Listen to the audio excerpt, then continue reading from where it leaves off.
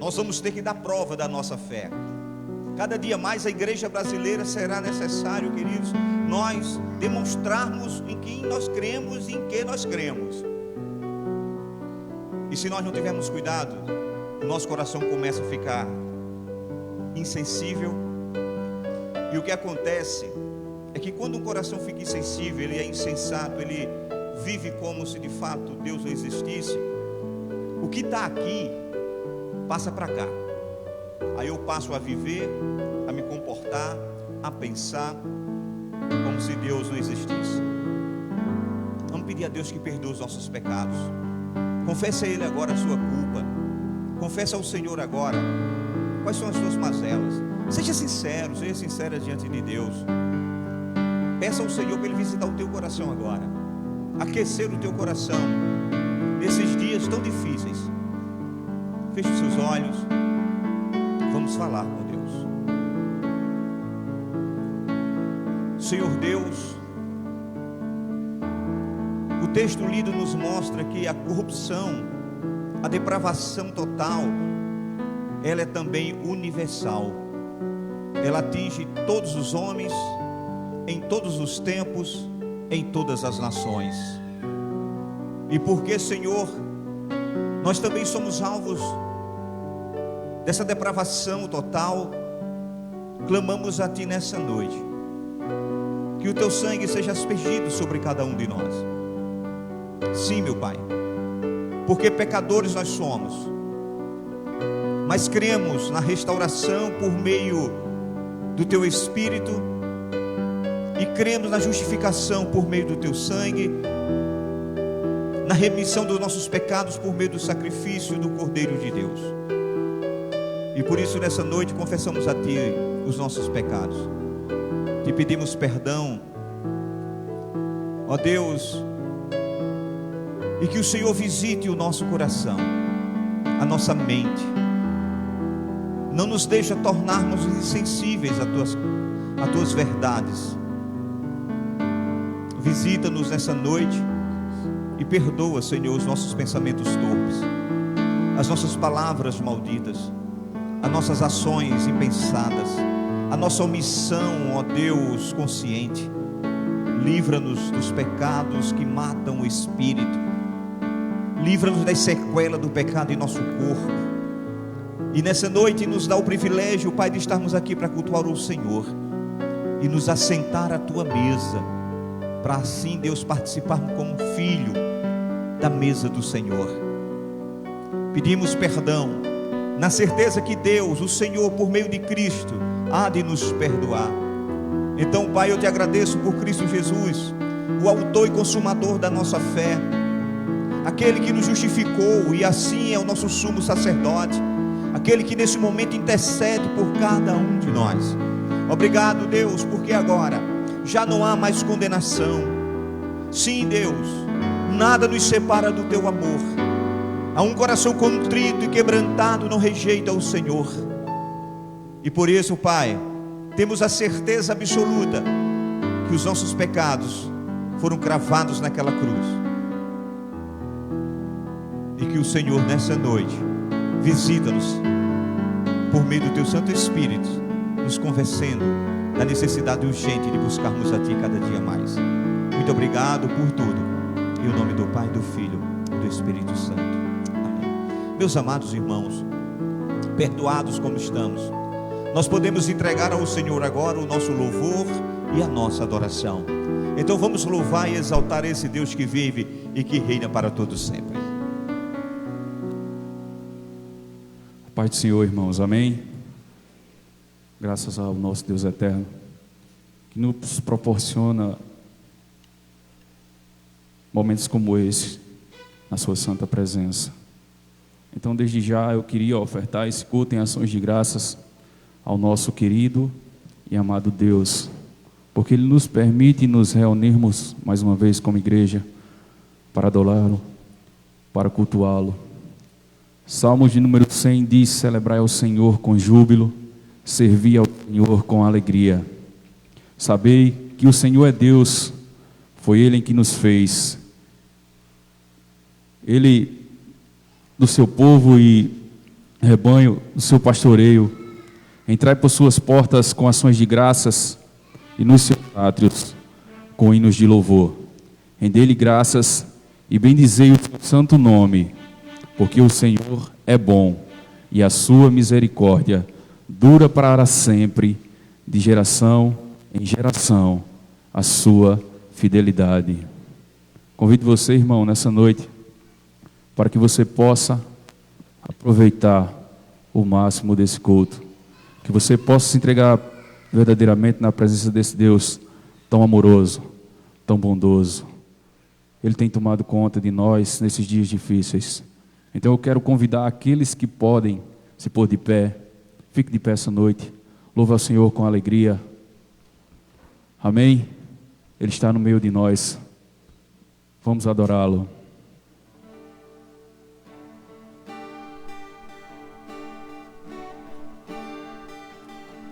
Jesus, em tua presença reunimos-nos aqui, contemplamos tua face e rendemos-nos a ti, pois um dia a tua morte trouxe vida a todos nós e nos deu completo acesso ao coração do Pai.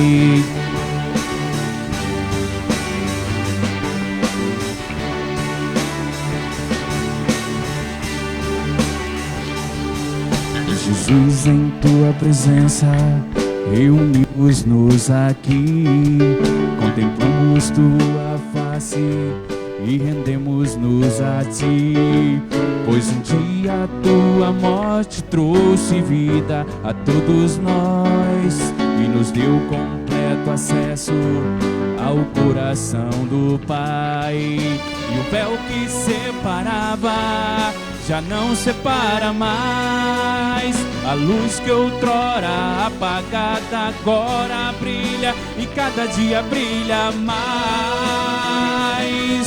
Só pra te adorar, fazer teu nome grande e te dar o louvor que é devido. Estamos nós aqui.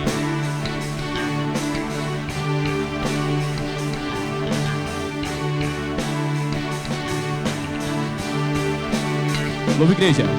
Jesus, em tua presença reunimos-nos aqui, contemplamos tua face e rendemos-nos a ti, pois um dia a tua morte trouxe vida a todos nós e nos deu completo acesso ao coração do Pai. O véu, e o véu que separava já não separa mais.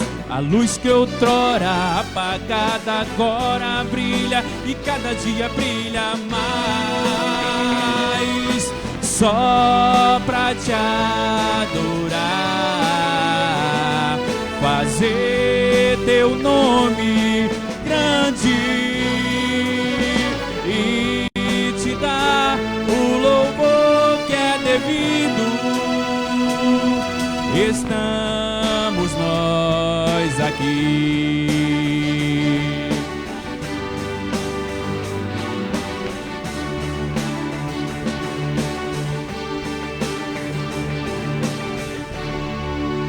Louvado seja o nome do Senhor Jesus.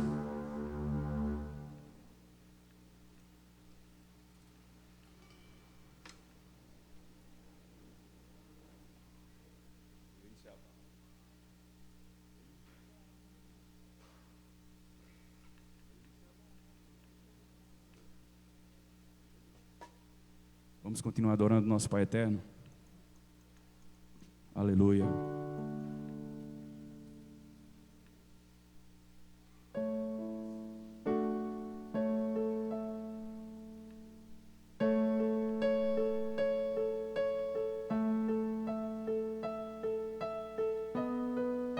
Louvado seja o teu santo nome, Pai querido.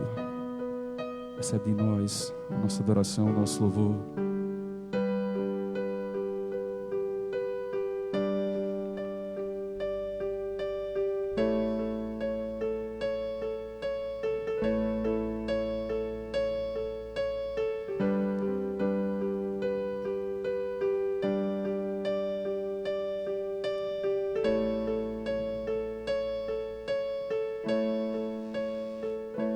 Os reinos se abalam, os povos se curvam, as bocas se abrem, as mãos se levantam para dizer que tu és o Rei, para dizer que tu és o Senhor.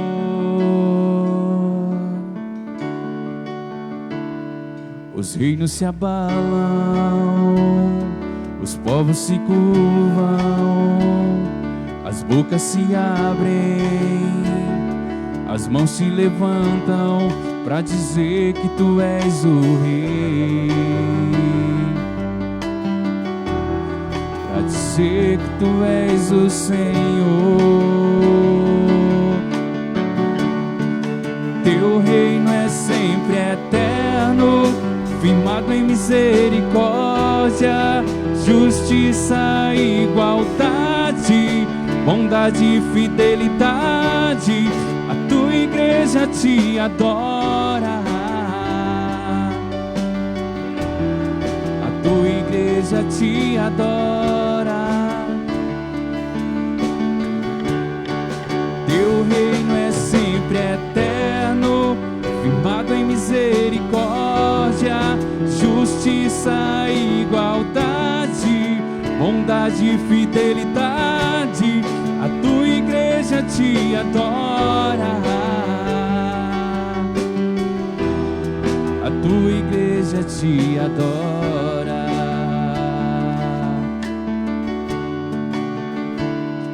Os reinos se abalam, os povos se curvam, as bocas se abrem, as mãos se levantam para dizer que tu és o Rei, para dizer que tu és o Senhor. Louva, igreja. Os reinos se abalam, os povos se curvam, as bocas se abrem, as mãos se levantam para dizer que tu és o Rei, para dizer que tu és o Senhor. Teu reino é sempre eterno, firmado em misericórdia, justiça e igualdade, bondade e fidelidade. A tua igreja te adora, a tua igreja te adora, adora, adora. Teu reino é sempre eterno, firmado em misericórdia,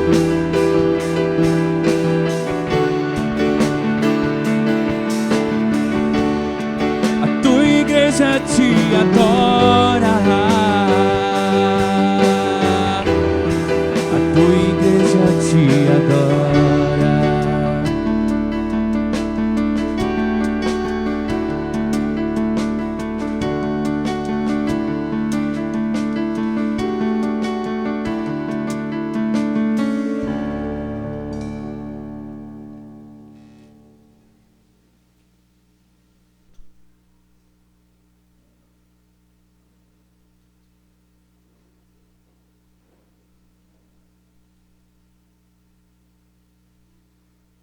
Graças e paz, irmãos. É chegado o momento em que nós iremos dizimar e ofertar na casa do Senhor. Eu convido os nossos diáconos para que possam nos auxiliar, nos ajudar nesse momento. Irmãos, Paulo, escrevendo aos Coríntios, em sua segunda carta, ele nos diz, lá no capítulo 9, versículo 7, cada um contribua segundo estiver proposto no seu coração. Não faça por constrangimento, nem com tristeza, porque Deus ama ao que dá com alegria. A gente sempre fala desse versículo, engraçado que ele tem 3 palavras-chave que nos fala tudo a respeito de oferta e a respeito de dízimo. Ele fala de coração, e toda vez que a Bíblia fala de coração, ela está falando do mais profundo do nosso ser, está falando da nossa alma. E nós, poeticamente, associamos coração a uma atitude de amor, a um ato de amor, a um ato de devoção. E diz também que Deus ama aquele que dá com alegria. A alegria de fazer parte do povo santo de Deus, a alegria de fazer parte desse povo escolhido, a alegria de poder contribuir com a obra do Senhor aqui na terra. E diz mais ainda, que Deus ama quando nós fazemos assim com alegria. Então, amados, esse compromisso que nós temos com a casa do Senhor, esse compromisso que nós temos com a obra do Senhor em nossa comunidade, mais precisamente na casa de oração onde nós estamos inseridos, é, antes de tudo, um ato de amor. Nós sabemos que o dízimo é, acima de tudo, pela razão. O Senhor nos dá e nós devolvemos ao Senhor a parte que compete a Ele. Mas essa razão está baseada no amor. Esta razão está fundamentada no amor. Porque sem amor a gente não vai fazer isso. Sem amor o nosso dízimo nem vai ter serventia para a casa do Senhor. Então a manutenção da casa do Senhor, a manutenção da obra do Senhor em nossa comunidade é, antes de tudo, um ato de amor. Amor pela igreja, amor pela obra do Senhor, amor pelos irmãos, amor pelo pastor que nos prepara o alimento. Não digo nem semanalmente, diariamente, porque está sempre disponível, sempre que nós precisamos. Então, meus amados, minhas amadas irmãs, em todos os cultos nós temos esse momento litúrgico, no qual nós recolhemos as nossas ofertas e os nossos dízimos. Mas nós vivemos dias difíceis, nós vivemos dias, atravessamos uma pandemia que nunca imaginávamos atravessar. Então, se você achar por bem, se você achar melhor, mais conveniente, depositar na conta da igreja, se você achar mais conveniente fazer um Pix, faça dessa forma, porque dessa forma a gente canaliza costumeiramente tudo aquilo que são as obrigações para com a igreja. Mas se você se sente bem em trazer, entregar aqui no altar do Senhor, o faça da mesma forma. Só gostaria de lembrar os irmãos, ou depositando no banco, ou trazendo para o altar do Senhor, você está entregando ao Senhor. E essa igreja tem o compromisso de prestar contas a cada um de vocês, de cada centavo que é depositado nesse altar. E mais uma coisa, só não esqueçam disso: depositando na conta da igreja ou trazendo para o altar do Senhor, não deixem de fazer, porque esse é o nosso compromisso, essa é a nossa obrigação, essa é a nossa prova de amor com essa casa de oração. Façamos isso. Vamos orar? Pai amado, Deus querido, nesse momento em que teus filhos vão entregar os dízimos e as ofertas, recebe, Senhor, recebe, como nós dizemos, acima de tudo, como um ato de amor que nós temos por tudo que tu és em nossas vidas, como um ato de amor que nós temos por tua noiva, a igreja, como um ato de amor que nós temos pela manutenção dessa casa de oração.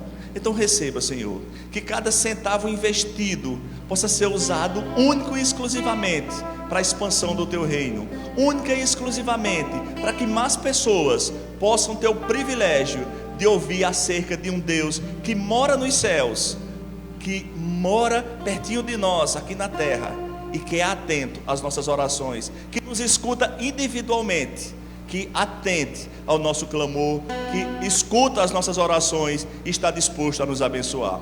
Receba, Senhor, receba também a oferta de alimentos que trazemos para esse cesto, entendendo que é para a mesa das pessoas que necessitam. Que sempre, Pai, nós tenhamos esse coração voluntário, mais do que uma obrigação, tenhamos um entendimento que é ato de amor quando assim o fazemos. No nome de Jesus te damos graças por tudo. Amém. Que o Senhor os abençoe, irmãos.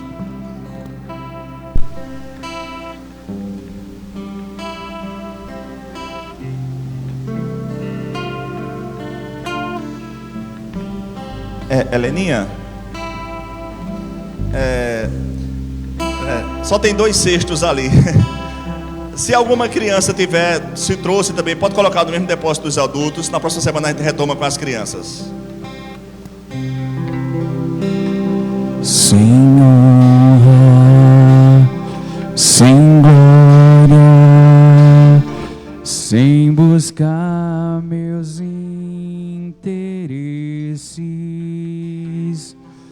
sem nada esperar. É assim que eu quero te adorar, sem olhar tuas mãos, mas procurando a tua face, olhando no espelho até ver a sua imagem. Meu Deus, Senhor, amado Jesus, Espírito Santo, que me consolar. Não quero dormir, não quero acordar sem te ouvir, sem te tocar. É assim que eu quero te adorar. É assim que eu quero te adorar, chorando aos teus pés, prostrado em teu altar. É assim que eu quero te adorar. É assim que eu quero te adorar, querendo estar contigo, somente por te amar, Senhor. É assim que eu quero te adorar,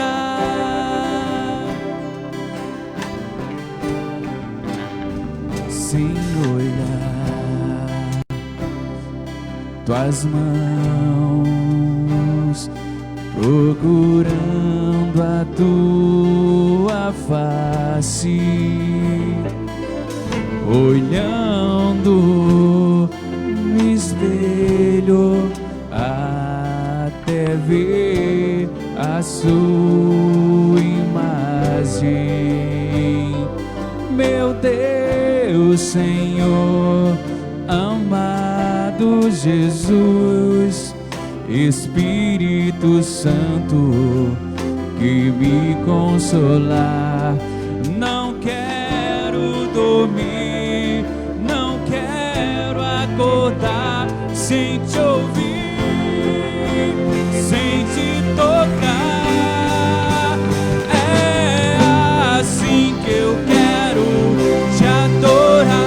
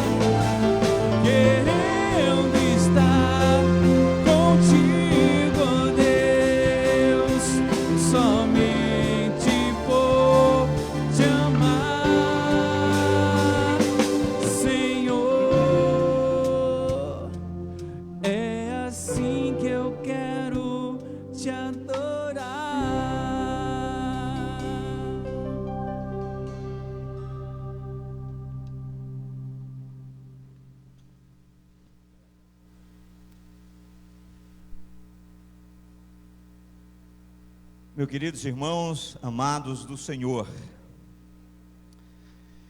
veja, nesse momento nós queremos fazer uma oração específica por uma família nossa, aqui representada pela nossa irmã Coquinha. Cadê? Eu vi Coquinha ali, o Robson está ali, a nossa irmã Terezinha não está aqui, claro que a nossa irmã Cinha também não está aqui. mas é de conhecimento, se não da totalidade, mas eu creio que sim. Mas nós tivemos uma fatalidade nessa semana, né? Que foi a partida repentina do nosso amigo Alberes. E a nossa irmã Cinha, juntamente com a sua família, com seus 3 filhos, suas netos, suas noras, a família de Alberes, os seus irmãos, sobrinhos, primos, os amigos, todos foram pegos de surpresa. Mas essa família necessita das nossas orações. E eu queria nesse momento que nós pudéssemos, como igreja, Coquinha, orar. Claro que nós cremos que Deus está no controle da vida de Cinha, Deus está no controle da vida dos seus filhos, mas pedirmos a Deus que socorra de fato aquela casa, aquela família, cuide, porque não é fácil de repente ser tirado o mantenedor, o esposo, o pai, o avô. Então nós vamos fazer isso. Vamos orar agora por aquela casa, por aquela família, pedindo ao Senhor que visite o coração daquela mãe, do melhor da esposa e dos filhos em especial. Faça o seguinte, feche os seus olhos, vamos ter esse momento de intercessão pela família da nossa irmã Cinha. Senhor Deus, nesse momento nós queremos entregar em Tuas mãos essa família tão amada, enlutada, que nesse momento chora a ausência do seu ente querido. Deus, Tu és o juiz da viúva, Tu és o pai do órfão, e por isso nós entregamos a família de Cinha em Tuas mãos. Cuida dessa causa, cuida dessa casa, cuida dessa família, livra a mente e o coração dos filhos, daquele neto que presenciou uma visão tão trágica e tão difícil para uma criança de 8 anos. Trabalha na mente dele, no coração dele. Cuida daquela casa e supre a necessidade de Cinha. Guarda ela em Teu amor, e que esses dias sejam dias de muita visitação do Teu Espírito Santo naquela família, Pai, porque somente por meio do Teu Espírito Santo é que a dor pode ser amenizada. Mas também, Senhor, há uma outra família aqui da nossa igreja, representados pelos Teus filhos Arthur, nosso diácono Rogério, que também perdeu um ente querido. Arthur perdeu a sua avó. Então, Deus, queremos entregar o coração de Arthur, de Rogerinho, da nossa irmã Neuri, que também, Senhor, nesse momento estão experimentando a dor da separação, mas que Teu Santo Espírito ministre sobre eles a graça e a paz que somente o Senhor pode dar. Visita essas famílias. São 2 famílias representadas aqui na nossa igreja, mas há muitas outras famílias, Senhor, nesse momento que choram seus mortos e também necessitam, Senhor, da presença do Teu Santo Espírito. Então visita estas também, Pai, em nome de Cristo Jesus, amém. Amém, queridos? Mas nós não apenas choramos com os que choram, nós nos alegramos com aqueles que se alegram. E hoje, dia 11, é dia de nos alegrarmos, né? Com aqueles que estão aniversariando. E dia 11, justamente hoje, já recebeu os nossos parabéns, e os parabéns de muitas pessoas que estão aqui. E se você ainda não teve a oportunidade de parabenizá-la, esse é o momento, porque a nossa irmã Juliana, mais conhecida como Juliana de Roberto, está aniversariando aqui, está presente ali. Ju, fica de pé, só para que os irmãos, alguém que não esteja aqui por acaso recordando pelo nome, possa ligar o nome à pessoa. Está aí, nossa irmã Juliana, celebrando mais um ano de vida. Que privilégio, Ju, que Deus te abençoe, meu amor. E junto com ela, nossa irmã Sami, amanhã, dia 12. No dia 16, Maria do Socorro Barbosa Miranda, mais conhecido como Socorro de Gilvan. E no dia 16, Nilson. Eu não sei se Nilson está aqui, eu não vi Nilson. Está todo mundo de máscara, mas eu creio que não está aqui não, né? Nilson lá dos Bastiões, nossos irmãos Nilson. Então, Ju, fique de pé, porque você está representando aqui a nossa irmã Sâmia, que é aqui a sobrinha da minha esposa Sâmia, minha sobrinha Sandra e minha sobrinha também. Socorro de Gilvan, como é mais conhecida, e Nilson, não é? são esses irmãos que estão aniversariando. Então, você está representando esses irmãos, então vamos pedir a Deus que abençoe a sua vida e abençoe aqueles que não estão aqui. Queria dizer que as suas mãos em direção a essa amada irmã que está aqui apresentando os demais irmãos. Vamos orar. Deus, aqui está a tua filha, que hoje, nesse dia em que celebra mais um ano de vida, ela está aqui na tua casa para celebrar com o Senhor em gratidão. Então, muito obrigado pela vida de Juliana. Cuida, guarda, protege a tua filha. Conhece o seu coração, Senhor, e supre as suas necessidades. Não permita que nada atrapalhe a comunhão que ela tem com o Senhor. Que ela seja cada dia mais firmada na rocha que é Cristo e que viva por louvor da tua glória. Cuide dela. Cuida também de Sâmia, Pai. Lá junto com a sua família, com a Aninha, com o Lucas. Guarda Sâmia no teu coração, livra ela do mal. Deus, desperta a tua filha, cuida dela em nome de Jesus Cristo. Cuida também de Socorro, meu Pai. Que ela possa estar sendo acompanhada pelo Senhor nesse momento, aonde ela estiver. Deus, cuida de Socorro, da sua casa, da sua família. Nós agradecemos ao Senhor por mais um ano de vida que tu concedes à tua filha. E assim também visita Nilson agora lá nos bastiões, Senhor. Porque no próximo dia 16 é dia de celebrarmos com gratidão a Deus pela vida do teu filho. Então, Pai, nós apresentamos a vida de Juliana, de Sâmia, de Socorro e de Nilson em tuas mãos. Cuida desses teus filhos, abençoa-os não apenas com mais um dia de vida, mas o abençoa, Senhor, com uma vida de comunhão com o teu Santo Espírito, porque sem isso, Pai, será apenas mais um dia na vida dele. Mas assim eu te peço e já te agradeço, em nome de Cristo Jesus, amém. Obrigado, Ju, cheiro no teu coração. Cezinha, os louvores abençoados aí, hoje está uma bênção aí. Vamos louvar o Senhor, preparar o nosso coração, a palavra de Deus vai ser ministrada. Então, depois dessa canção, nós estaremos trazendo os últimos avisos e também orando pelas nossas crianças, para que elas possam ir para o culto delas, tá bom? Mas vamos acompanhar esse cântico. Prepara o seu coração. Você que é tia, vai preparar o seu coração para ministrar aos nossos filhos. Escuta essa canção. Vamos louvar ao nosso Deus. Oi, som. Vamos preparar os nossos corações, irmãos, para a santa mensagem que irá ser ministrada, crendo nesse Deus eterno, nesse Deus maravilhoso que toma conta de nós. Louvemos a Deus.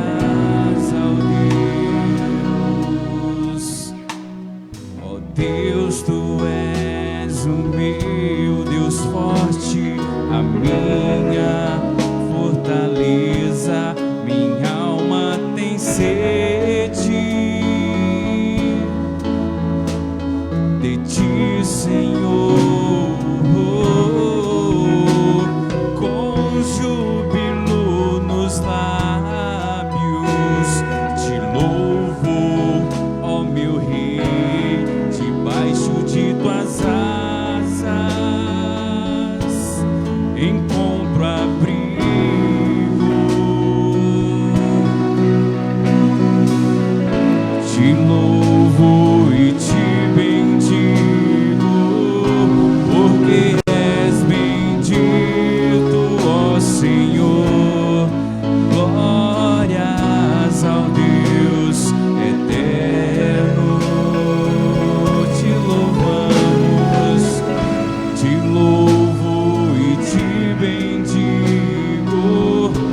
porque sempre és comigo, ó Senhor.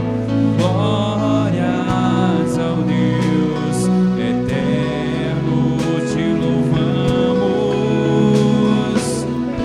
te louvo e te bendigo, porque és bendito, ó Senhor. Glórias ao Deus eterno, eterno, ao Deus eterno.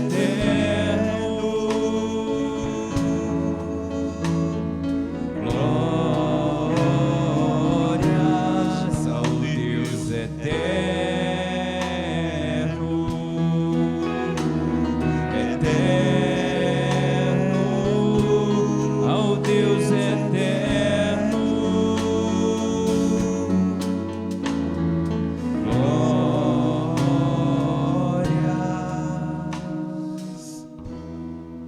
Que bom, queridos, que nós temos esse Deus eterno, um Deus que nos assiste em todas as nossas dificuldades, que sonda os nossos corações e nos conhece. Louvado seja Deus. Eu quero convidar as nossas crianças para que assim elas possam ser conduzidas até as salas para aprenderem da palavra do Senhor, tá bom?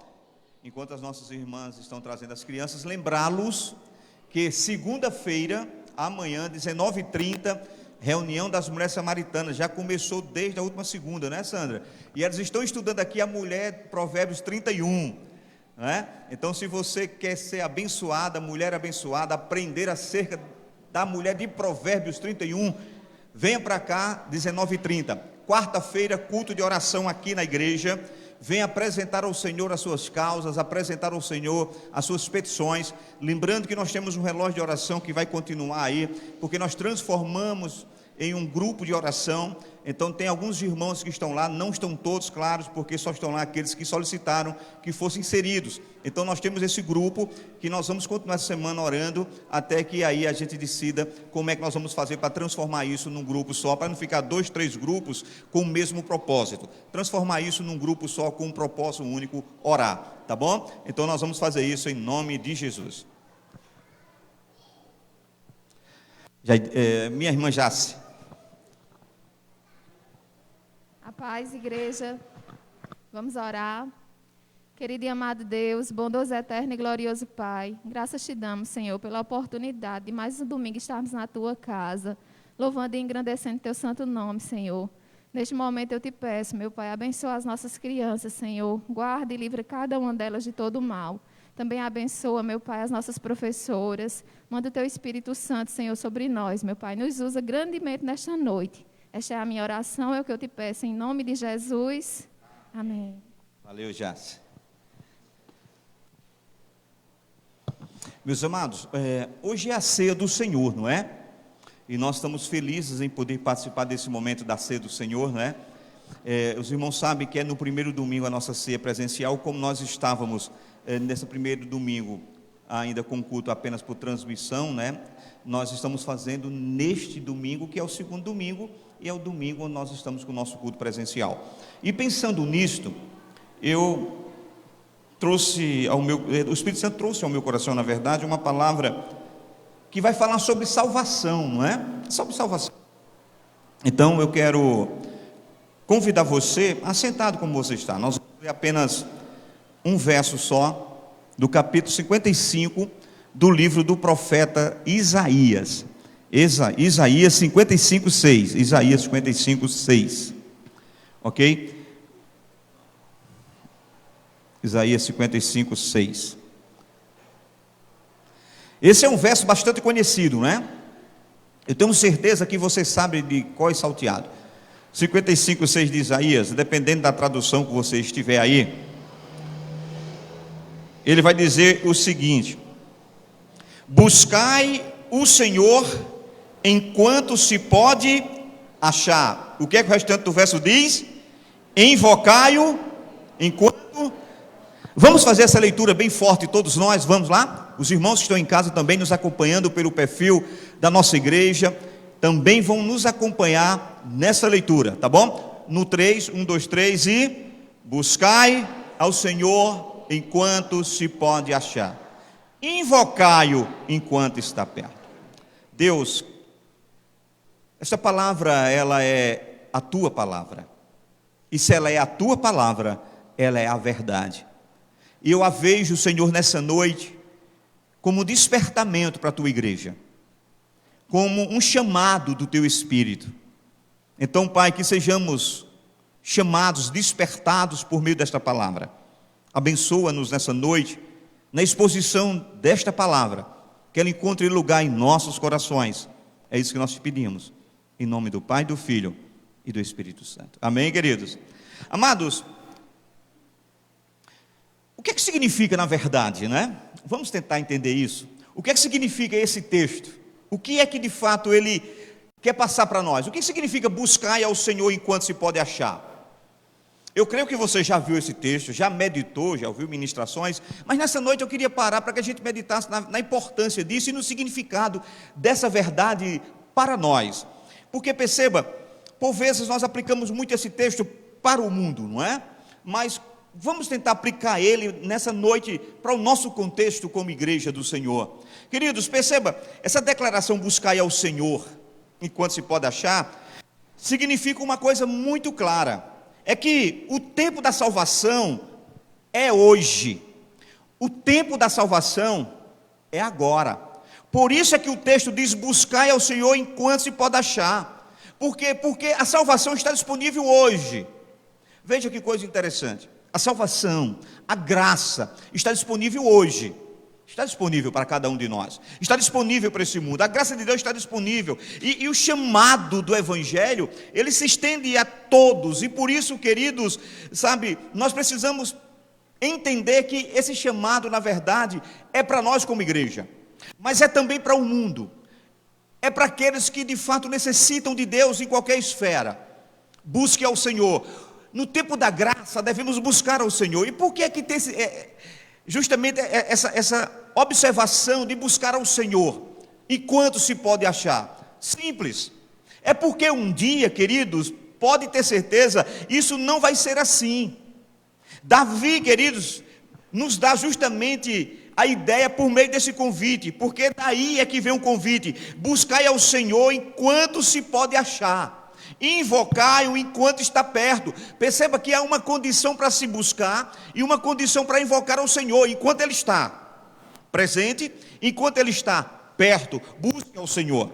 E por isso que nessa noite em que nós vamos participar da ceia do Senhor, eu desejei falar sobre salvação. E buscar ao Senhor é o ápice daquilo que nós entendemos como a salvação do homem. O homem só encontra salvação em Deus.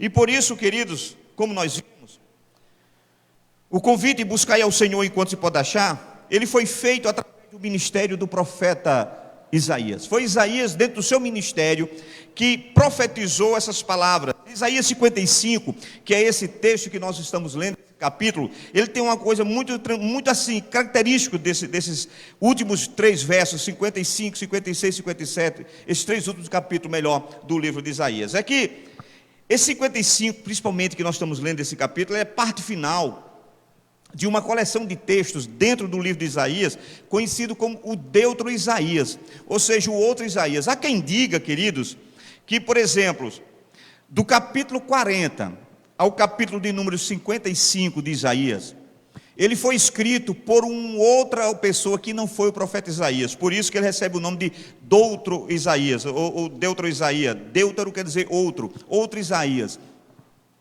Há quem defenda que Isaías não escreveu a próprio punho esses capítulos do 40 ao 55. Ele ditou e alguém escreveu. Até quem diga que não foi o próprio Isaías, mas alguém contemporâneo de Isaías, que vendo os escritos de Isaías, escreveu com base nisso. São teorias, mas na verdade eu creio que isso aqui faz parte dos escritos de Isaías, todo o contexto do seu livro. Então perceba, o tema dominante desses versos, ou melhor, desses capítulos 40 ao 55, o tema dominante de tudo isso aqui, queridos, na verdade é a libertação e o retorno daquele povo que estava sendo deportado para a Babilônia e que experimentou o cativeiro babilônico. Então, tudo isso aí trata de como foi a vida daquele povo durante aquele período muito difícil do povo de Israel, que foi o cativeiro babilônico. Então, os dois últimos capítulos, 54 e 55, eles tratam do tempo da graça e da salvação. Ele trata das bênçãos que serão concedidas por Deus a Israel após a libertação do cativeiro. O povo estava preso, foi liberto. Aí agora esses dois capítulos, 54 e 55, vai contar das bênçãos que Deus preparou para esse povo após o cativeiro, após todo o sofrimento. E eu me lembro aqui de uma conversa que eu estava tendo com Rosélia, né, Rosélia? Essa semana, que é assim: o povo de Deus tem momentos difíceis, queridos. Lutas, tribulação, que por vezes parece querer nos sucumbir. Mas, perceba, o povo estava preso, cativo, sofrendo sobre a opressão babilônica, mas Deus tira o seu povo e prepara para eles bênçãos. E esses capítulos finais, 54 e 55, desse contexto aqui, vai falar sobre isso, sobre as bênçãos de Deus concedidas ao povo de Israel após um momento difícil de suas vidas. Então perceba que Isaías fala do plano de Deus para a restauração e de fato a salvação do seu povo. O povo agora está saindo de um cativeiro, de um momento difícil, e vai receber as bênçãos de Deus. Além disso, é nessa sessão também, queridos, que está registrada aqui a referência mais clara, né, sobre o ministério do Messias, sobre o ministério messiânico. Nós sabemos que Isaías é um dos maiores profetas messiânicos, e nesse capítulo tem uma profecia tremenda aqui, sabe, é muito clara a referência sobre o Messias, né? Nessa sessão toda, desde o 40 ao 55, nós vamos encontrar, por exemplo, o capítulo 53, que também é uma menção muito clara, e uma das mais claras sobre a profecia messiânica da vinda do Messias, quando nós vamos ver, por exemplo, falando sobre, né, a obra de Cristo como aquele sendo o servo sofredor, que é assim que trata o capítulo 53, sobre o servo sofredor, mostrando toda a obra salvífica de Cristo, né, como iria acontecer. E lembre-se que nós estamos falando de uma sessão que fala das bênçãos do povo depois do cativeiro, e depois do cativeiro, depois de toda a luta e toda a tribulação, Deus preparou para esse povo bênçãos sem medidas, materiais, mas a bênção maior foi preparar o cordeiro para ser imolado, e o capítulo 53 vai mostrar sobre esse servo sofredor. Então, tudo isso acontece, queridos, por causa da misericórdia e da graça de Deus, através daquela obra redentora do Cristo. E é por isso que, quando ele profetiza sobre o Cristo que seria imolado, do Cristo que traria a salvação, ele tem como agora convidar as pessoas a buscar aquele que de fato é o autor, consumador da salvação. Então, esse convite ele é feito a todos aqueles que têm sede, é feito a todos aqueles que têm fome das coisas espirituais. Esse convite, ele começa no verso 1, olha se você vê aí, convidando as pessoas, as sedentas por Deus. Capítulo 55, verso 1, vai dizer: ó vós, e perceba que a expressão aqui é todos, os que têm sede, vinde às águas, e os que não têm dinheiro, vinde, comprai e comei. Sim, vinde e comprai sem dinheiro e sem preço vinho e leite. Então perceba que todas essas pessoas são convidadas a virem às águas e a irem comprar alimento sem dinheiro. Querido, a frase vinde e comprai sem dinheiro, isso aqui é um paradoxo muito claro, queridos.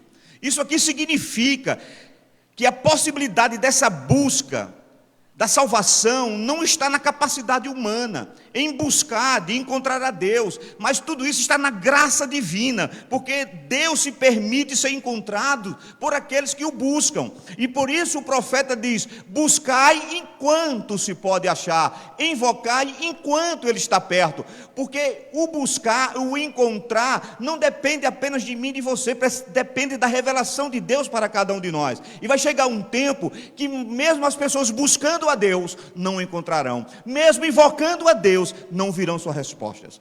Então, o convite é: vinde agora, esse é o tempo da salvação, essa é a mensagem clara. Então, queridos, é justamente isso, comprar sem dinheiro, nesse texto, é um paradoxo que explica aqui a salvação como sendo um dom gratuito. É como se Deus estivesse dizendo: vinde às águas e bebei todos vocês que têm sede. Venham e comprem sem dinheiro, comprem o vinho, comprem o leite. Isso aqui é um paradoxo para dizer, a salvação não pode ser comprada pelo dinheiro.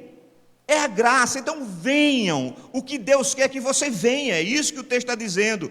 Interessante que esse texto fica muito claro que comprar sem dinheiro, na verdade, é um paradoxo para que possamos entender que a salvação ela não se fundamenta com méritos humanos. E é por isso que ele está dizendo, venha, porque sem dinheiro você leva. Venha, porque sem dinheiro você encontra. Isso é um paradoxo para nós, para dizer, a salvação não pode ser comprada. Você não vai adquirir tendo dinheiro.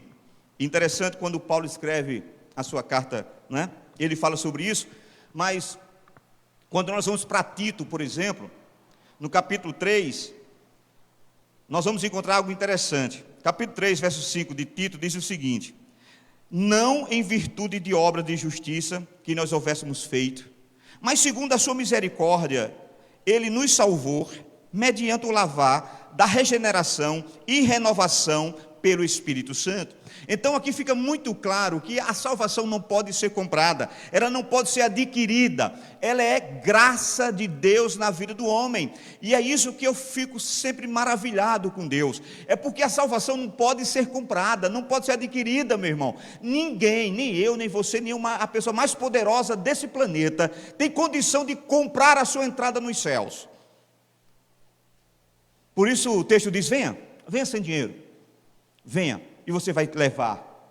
Venha, você vai beber das águas da vida. Venha que você vai comprar o pão e o vinho. Você vai levar sem dinheiro. Então, esse texto nos mostra justamente que a salvação acontece, queridos, por meio da graça de Cristo.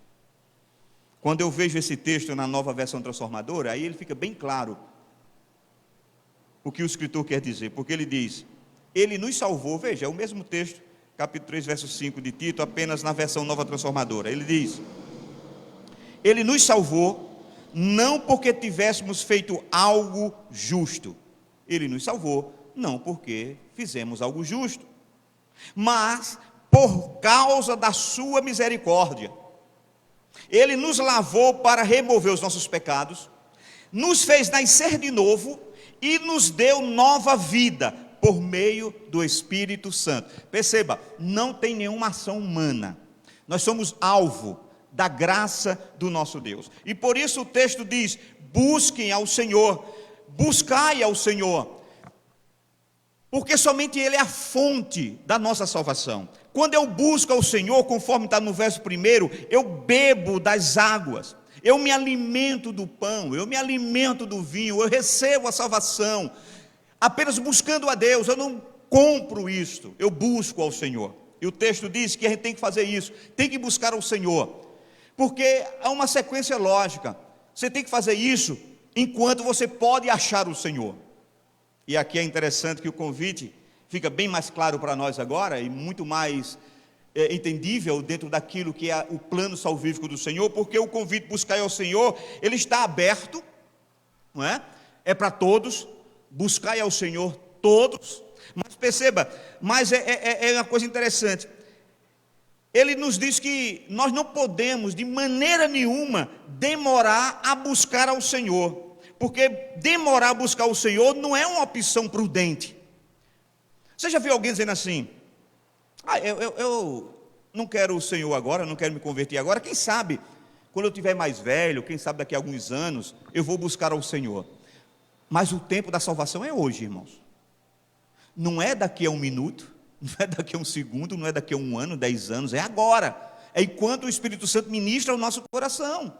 Então perceba, porque isso não é uma opção prudente. Isso é claro, e é por isso que há uma consequência de alerta aqui para nós, quando ele diz, busque ao Senhor enquanto se pode achar. Então, querido, percebe, isso significa que nós estamos diante de uma verdade, que ao mesmo tempo é reconfortante, ou seja, busque ao Senhor, e também aterrorizante, enquanto se pode achar. Eu tenho que buscar, mas eu tenho que entender que tem um tempo. Sim, queridos, chegará um momento em que esse convite será retirado. Chegará um momento que a porta será fechada. Sim, queridos, que o Senhor não mais será encontrado. Sabe, durante o seu ministério aqui na terra, Jesus falou claramente sobre isso, de que a graça estaria presente, mas ela tem um tempo determinado por Deus, porque depois que Cristo voltar, irmãos, o que foi consumado será, nada vai mais mudar. Então existe um tempo para buscar o Senhor. Por exemplo, na parábola das 10 virgens, a porta foi fechada para as virgens que não estavam prontas para a chegada do noivo, lá em Mateus 25.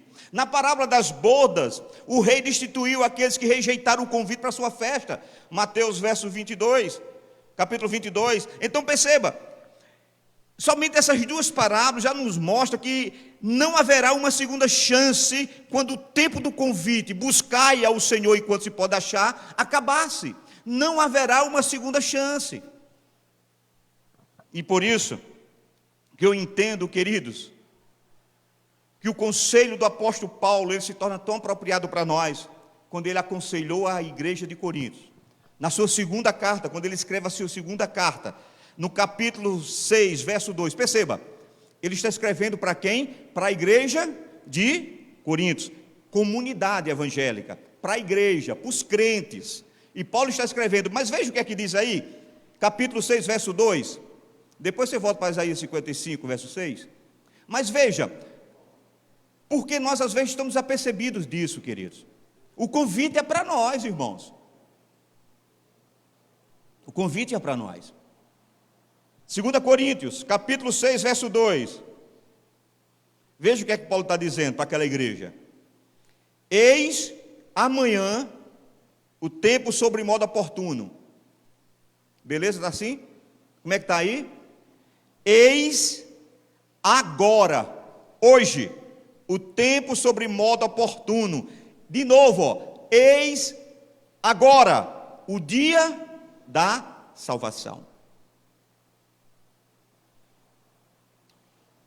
Interessante que a gente às vezes prega dentro de um contexto diferente daquilo que a carta foi escrita.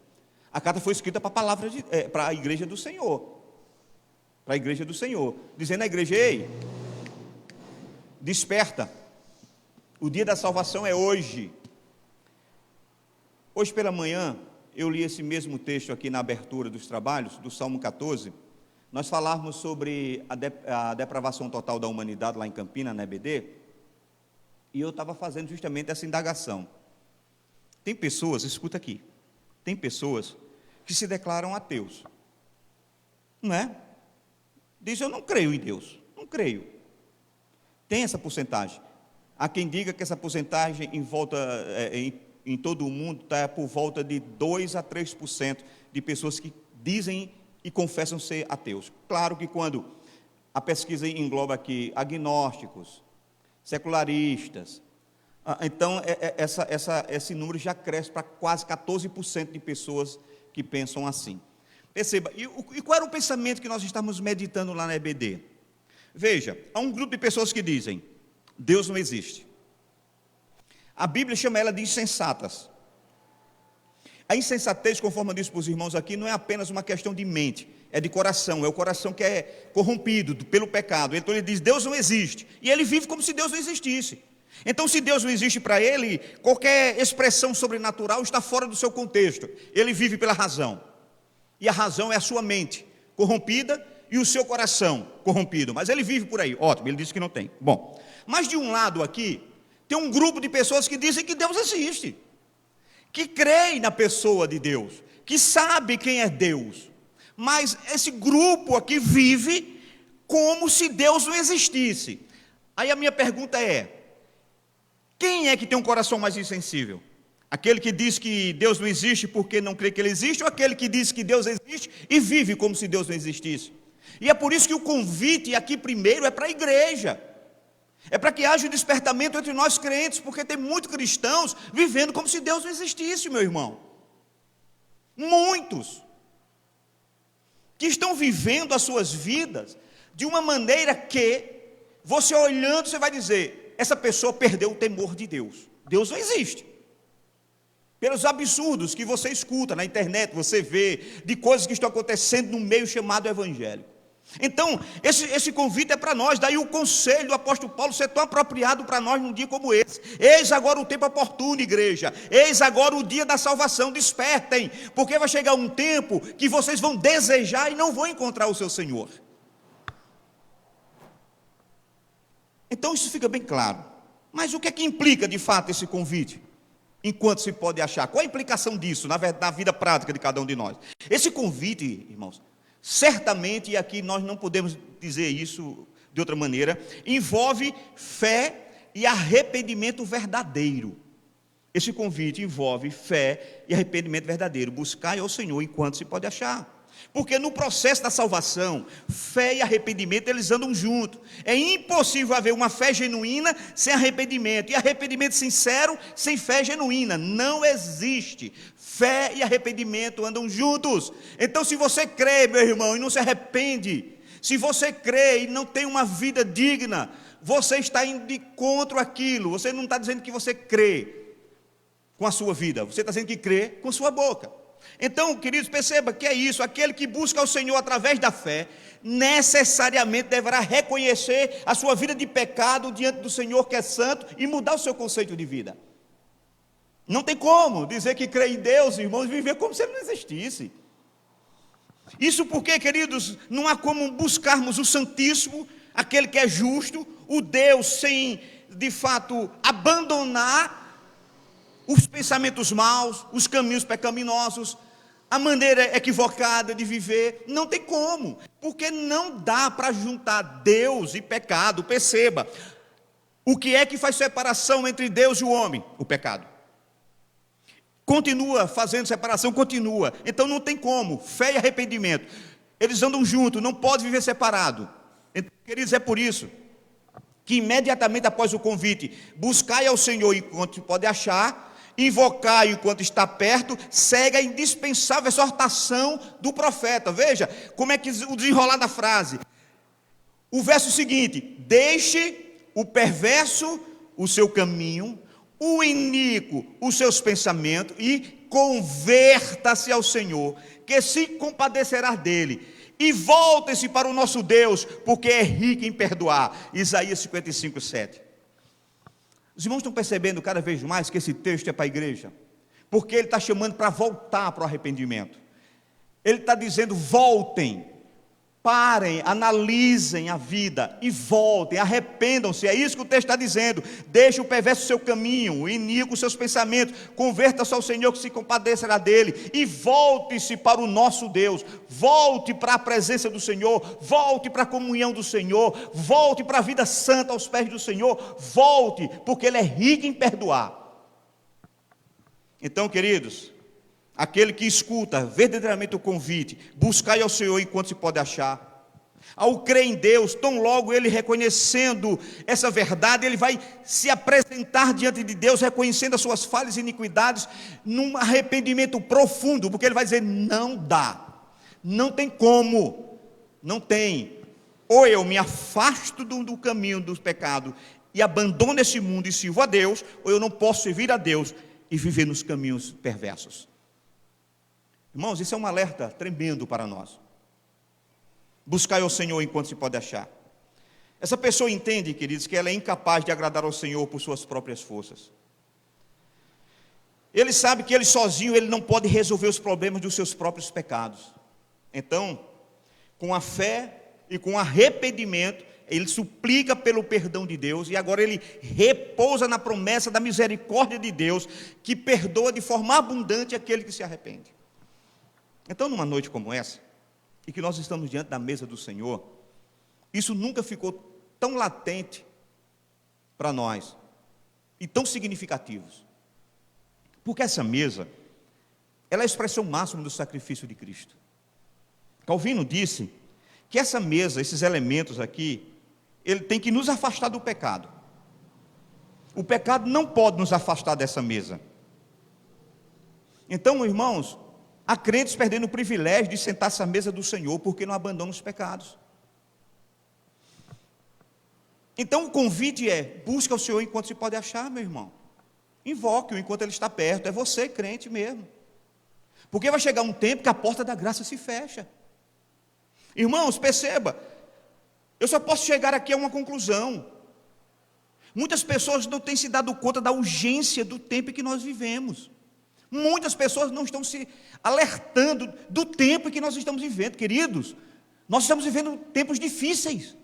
E as pessoas estão desapercebidas. É triste ver, queridos, por exemplo, que muitas preocupações da mente daqueles que se diz cristãos não está relacionada com a volta do Senhor.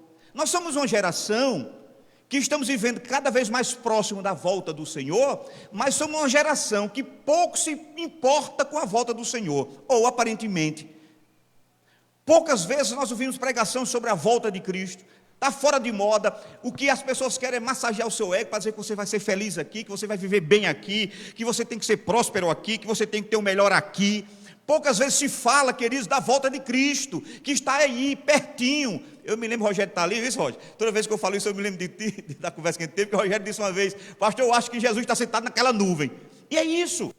E a gente não se apercebe da urgência. Queridos, nós estamos perto, sabe, de experimentar aquilo que a igreja tanto almeja, a volta de Cristo. Mas nós somos uma geração que pouco vive para essa realidade.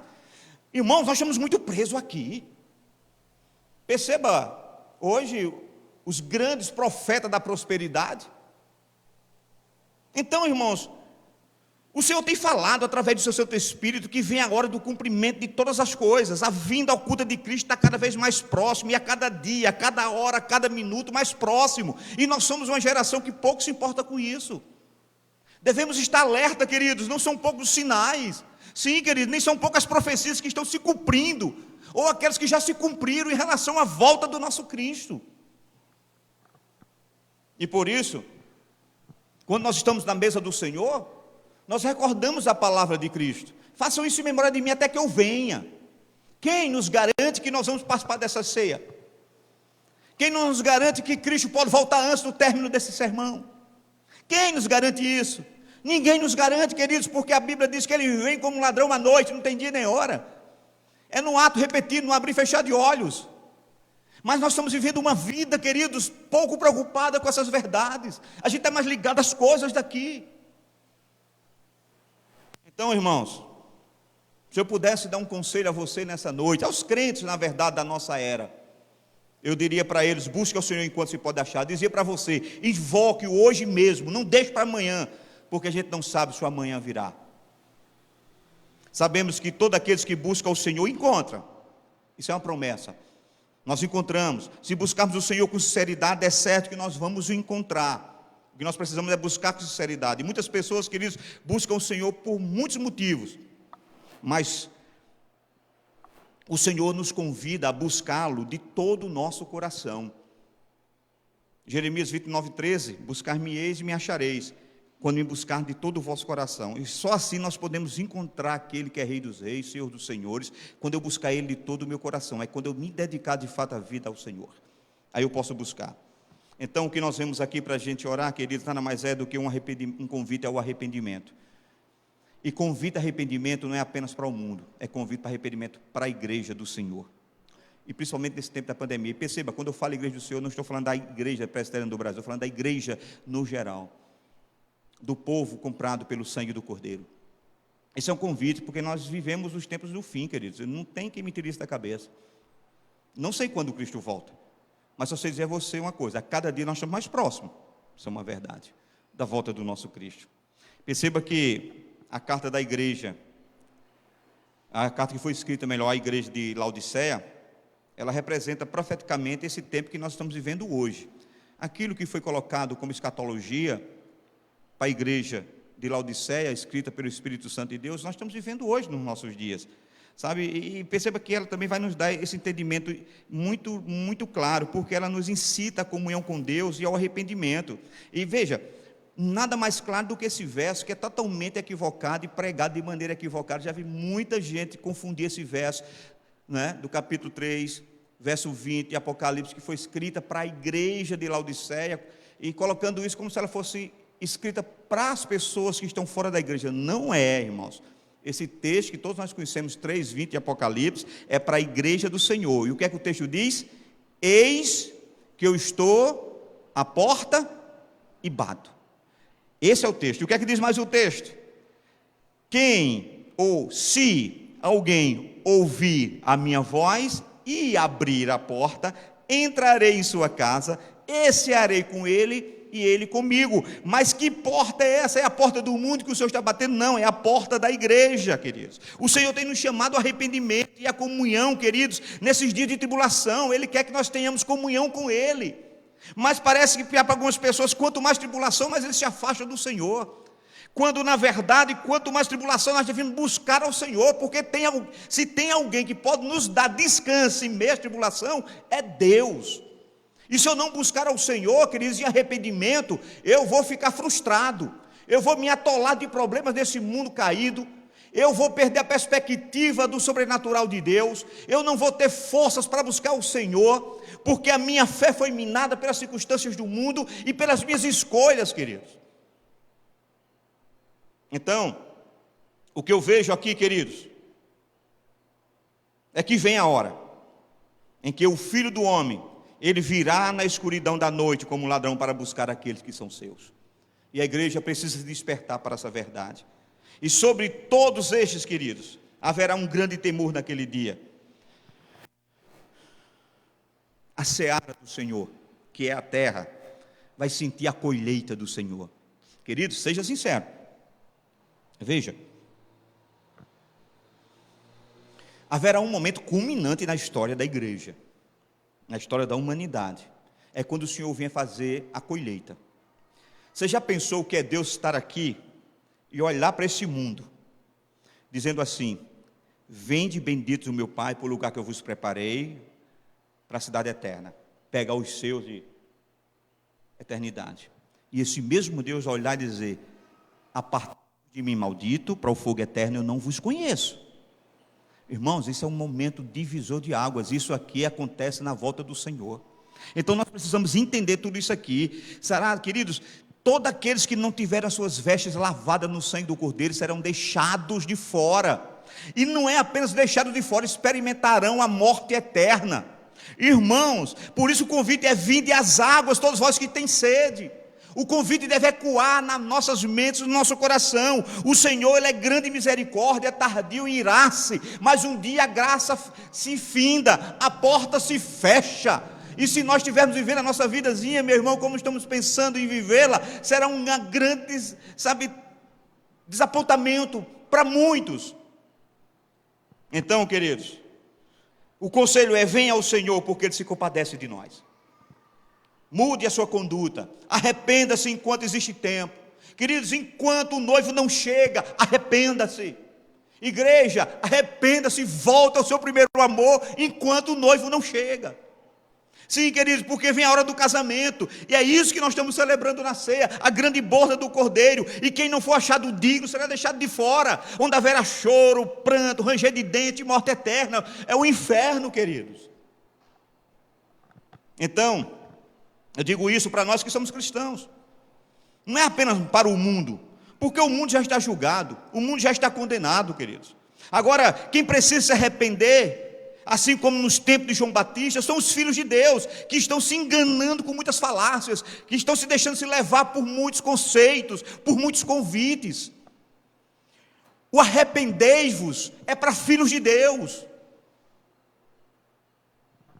Porque, queridos, haverá um dia em que Deus fará justiça entre todos os homens da terra, entre todos aqueles que difamam o seu santo nome, e entre todos aqueles que derramam o sangue dos profetas de todos os tempos da história. Haverá um julgamento para isso, e toda a terra verá a glória daquele Senhor naquele dia. Toda a terra sentirá o seu julgamento, meu irmão. E nós somos a igreja do Senhor. Nós temos que experimentar, queridos, com alegria, o anseiar pela volta de Cristo. Nós devemos ser aquela geração que deve cantar: Maranata, ora vem o Senhor Jesus. Porque somente Deus dá fim, queridos, a tudo isso que nós estamos vivendo. Somente a volta do nosso Cristo, a instalação do seu reino eterno, elimina tudo que esse mundo está passando. E nós temos que nos arrepender, porque não sabemos quando isso vai acontecer. Pode ser já já, irmão. Interessante que no verso de número 6 e 7, que nós acabamos de ler, é uma coisa muito interessante. Volte de novo o seu olhar para lá, eu quero pegar somente uma palavrazinha que está aqui. O verso 6 diz, né? Buscai ao Senhor enquanto se pode achar, invocai enquanto está perto. Veja o verso 7. O verso 7 vai dizer: deixe o ímpio o seu caminho e o homem maligno os seus pensamentos. Volte-se ao Senhor, que se compadecerá dele, e volte para o nosso Deus, porque Ele é generoso em perdoar. Então perceba aqui o que eu quero mostrar para os irmãos, é que não basta apenas buscar e invocar ao Senhor, não basta. Eu tenho que abandonar o caminho do erro e os seus pensamentos. Isso, queridos, porque o caminho que nós trilhamos dita o que nós pensamos, e vice-versa. Ou seja, é um ciclo vicioso. O caminho que eu ando dita os meus pensamentos, e os meus pensamentos ditam o caminho que eu ando. Ou eu estou com minha mente em Cristo e os meus caminhos em Cristo, ou vai haver uma dissonância, uma discordância entre aquilo que eu penso, aquilo que eu vivo, ou entre aquilo que eu vivo e aquilo que eu sou. Então ele está mostrando que nós temos que entender isso, porque essa palavra ímpio aqui é uma coisa interessante. Quando a gente vê o texto, aí muita gente diz: não, aqui está falando, não é para a igreja, pastor, é para o de fora. Aí, ó, deixa o ímpio o seu caminho, é o ímpio, não é a igreja. Será, irmãos? Deixa eu explicar uma coisa para você aqui. No grego, a palavra ímpio, no grego, vem de asis, e significa destituído de temor reverente a Deus. O que é o ímpio? Uma pessoa destituída de temor e de reverência a Deus. Então o ímpio não é só o de fora. Há muito crente que não tem mais temor nem reverência a Deus, queridos. Ele é ímpio. Ímpio na sua maneira de viver, ímpio na sua maneira de pensar. Então, queridos, perceba, então, ela não está relacionada não somente com aquilo que é de fato pecador, mas também a um crente que, na verdade, insiste, né, em andar segundo a carne, que insiste na prática constante do pecado. Esse também é um ímpio. A palavra grega não separa pessoas, ela fala sobre atitudes. Então, não é pessoas ímpias, são atitudes ímpias, que pode estar na pessoa fora da igreja, e atitudes ímpias em crentes dentro da igreja. Então esse é o despertar que por vezes a gente passa desapercebido. Já no hebraico, a mesma palavra ímpio vem da raiz de uma palavra raché, que significa condenar-se, ser mal. Então percebemos que na visão do povo hebreu, o ímpio era aquele que se condenava em algo, mesmo tendo ciência de que sua atitude era errada. É crente ou não? Crente também faz isso ou não? Pessoas que se condenam em algo, mesmo tendo ciência de que sua atitude é errada. Quantas pessoas passam por isso dentro da igreja? Estão se condenando a si mesmo, sabendo que sua atitude é errada, sabendo que sua atitude macula o Senhor, sabendo que a sua atitude é pecado, mas continuam. Aí você entende que ímpio não é pessoas, são atitudes. Atitudes ímpias. Então, queridos, eu quero finalizar para você mostrando uma coisa interessante. Muitas vezes nós temos a tendência de achar que desagradar a Deus é só quando, na verdade, eu faço algo na prática e que as pessoas veem o meu pecado. E o texto deixa bem claro que não é assim. Jesus disse isso, né? Quando ele falou em Mateus 5, 27 e 28, ele diz que os pensamentos relacionam o homem a algo maligno, e o texto continua dizendo isso aqui. Por isso nós precisamos nos converter ao Senhor. E aqui o profeta Isaías fala da conversão, da volta ao Senhor, daqueles que são seus com totalidade, mente, coração, vontades rendidas, desejos rendidos ao Senhor, e fazer isso enquanto você pode ainda fazer, porque pode ser tarde. Então volte enquanto é cedo. É isso que o texto diz. Os passos, queridos, de um homem está aqui. O texto nos fala que os passos anteriores aqui, tudo aquilo que a gente falou, tudo que foi dito, não terá nenhum valor se nós não colocarmos em prática o arrependimento. E por isso nós entendemos que essa conversão, quando o texto diz, volte ao Senhor, se converta ao Senhor, essa conversão tem que ser diária, queridos. Caso contrário, nós vamos entrar numa estagnação espiritual. Se eu não tiver o entendimento que eu tenho que estar buscando melhorar cada dia, cada segundo, eu posso cair numa estagnação espiritual. E um crente estagnado, é o que a gente chama de crente frio, ele fica insensível. Aí a gente corre o risco de não sentir mais prazer nas coisas de Deus, de não sentir mais prazer na busca do Senhor, de não ter mais prática de oração, de não ter mais prática de arrependimento, e nós vamos perdendo práticas cristãs essenciais à fé, e por fim a gente perde a fé. A gente para de buscar. E por isso esse alerta é para nós, porque no final desse versículo ele deixa bem claro que quem se volta ao Senhor é perdoado. Não é? Por quê? Porque o nosso Deus é gracioso em perdoar. Independentemente do tamanho, da quantidade dos nossos pecados, o Senhor nos perdoa. Eu gosto muito de uma frase de Philip Yancey, né, naquele livro bastante conhecido, né, Maravilhosa Graça, foi um best-seller, quando ele diz que não há nada que você possa fazer para que Deus te ame mais, e não há nada que você possa fazer para Deus te amar menos. Deus te ama, Ele te ama. E a conclusão que eu chego é que nós devemos buscar ao Senhor, queridos. Sabe, hoje é o dia da salvação, o quanto antes. Que nós possamos invocá-lo enquanto Ele está perto, enquanto nós temos tempo, antes que seja tarde demais.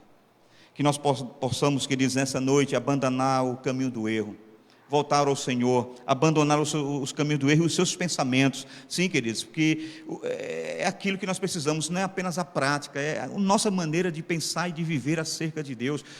Porque, por vezes, o meu pensamento ele é tão contrário a Deus, que ele começa a interferir na minha vida. Eu estou tão distante de Deus na minha maneira de pensar, de enxergar o Senhor, que inconscientemente eu começo a aplicar isso no meu dia a dia, na minha vida, no meu linguajar, no meu falar, nas minhas companhias, nas minhas escolhas, e vai influenciando, e a gente termina sendo corrompido. E por isso o conselho que nessa noite nós damos para cada um de nós, para aqueles que nos veem, para você que está aqui, o conselho não é outro. Se hoje ouvires a voz do Senhor, não endureçais o seu coração, porque a porta da graça ainda está aberta, mas ela não vai continuar sempre assim. E aqui tem um texto que eu gosto muito. Eu vou aproveitar até trazer uma dúvidazinha de um texto aqui, Salmo de número 95, verso de 7 a 11, para a gente encerrar e orar. Que algumas pessoas às vezes têm dúvida quando a gente fala alguma palavra. O português da gente é uma língua abençoada, né? O Salmo 95, de 7 a 11, fala sobre isso.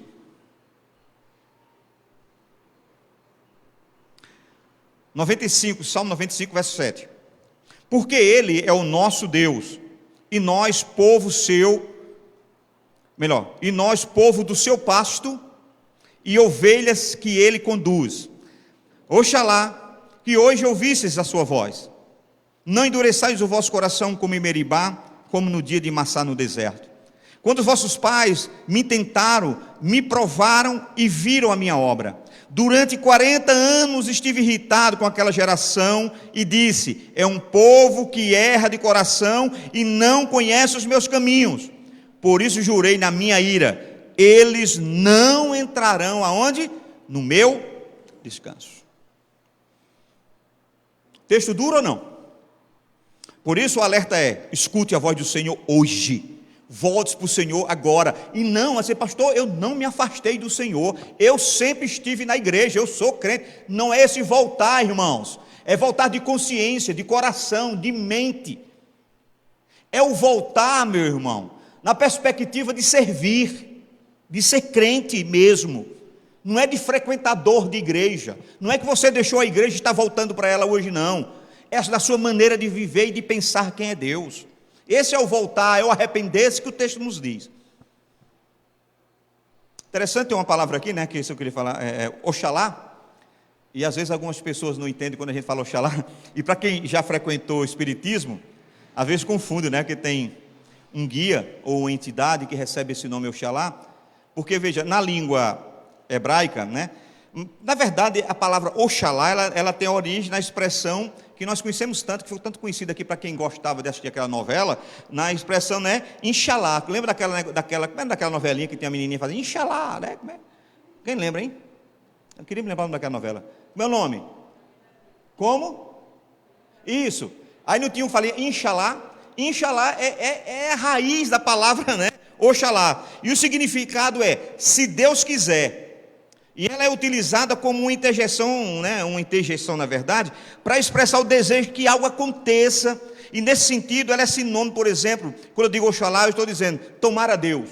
Quando eu digo Oxalá, eu estou dizendo queira Deus, se Deus quiser. Agora, só que tem outro significado, né, desse termo Oxalá, que vem do idioma iorubá. Esse idioma é falado em alguns países como a Nigéria, africanos, né, como o Benin, o Togo, Serra Leoa. Então eles falam esse idioma iorubá, e lá essa palavra Oxalá significa, na verdade, o nome de uma entidade, de um orixá, que é conhecido como Obatalá também, não é? E ele é aquela entidade que é associada à criação dos mundos, das espécies humanas, dentro da cultura africana.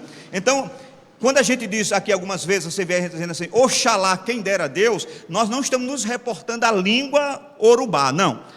É nesse sentido da expressão que vem lá daquela expressão, né?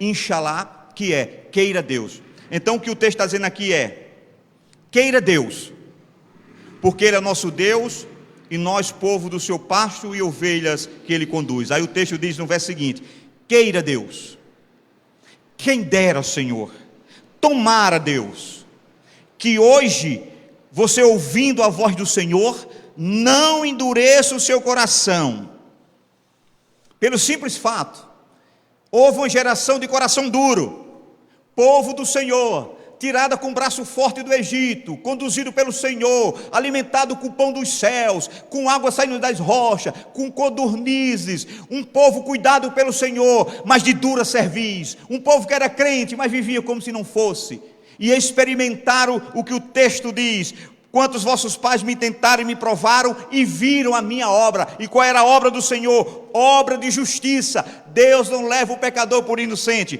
Durante 40 anos estive irritado com aquela geração e disse, isso é um povo que erra de coração, ou seja, erra sabendo o que está fazendo, erra consciente e não conhece os meus caminhos. Por isso o Senhor disse, eu jurei, esse povo não entra no meu descanso. Então, queridos, a gente para e a gente percebe cada vez mais que Deus está falando com a sua igreja.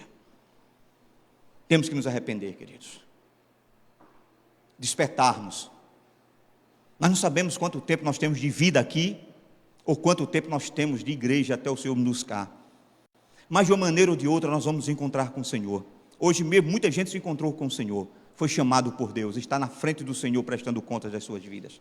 Nós estamos aqui, enquanto estamos aqui há tempo de se arrepender, depois da chamada do Senhor não tem mais volta, não tem mais o que fazer, cumpre-se o que diz a palavra, segue-se o juízo, e por isso a mesa do Senhor está aqui, é momento da gente orar, para participar da ceia do Senhor, mas confesse o seu pecado a Deus.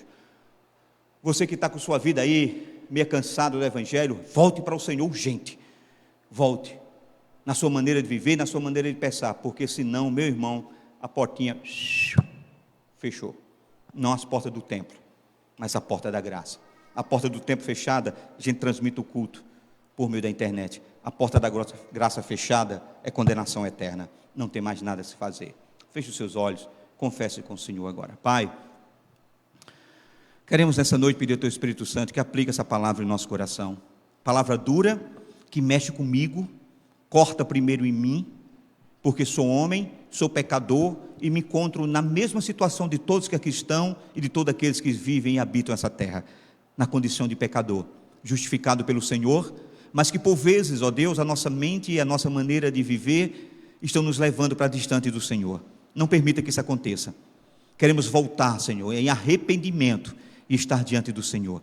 Por isso, na ceia que agora vamos ministrar, primeiramente é necessário nos arrependermos, e aqui estamos nós, para nos arrepender e dizer, Pai, perdoa porque eu vacilei, perdoa porque eu estou te colocando em um lugar secundário na minha vida, perdoa porque por vezes eu te troquei por coisas tão vis, perdoa, Senhor, porque eu perdi o desejo, o anseio de te servir, perdoa porque eu perdi a alegria de estar na tua presença, perdoa-me, Senhor, não permita que eu viva essa vida que não agrada o Senhor, porque nós nascemos para te servir, e não há sentido na nossa vida, não há alegria na nossa vida, não há prazer na nossa vida, se ela não estiver relacionada ao servir ao Deus Todo-Poderoso. Então nos liga de volta a ti, com alegria e com singeleza em nossos corações, é isso que nós te pedimos, em nome de Jesus, amém. Amém, queridos? Vamos participar da nossa ceia. Nesse momento, quero convidar os nossos irmãos presbíteros e diáconos.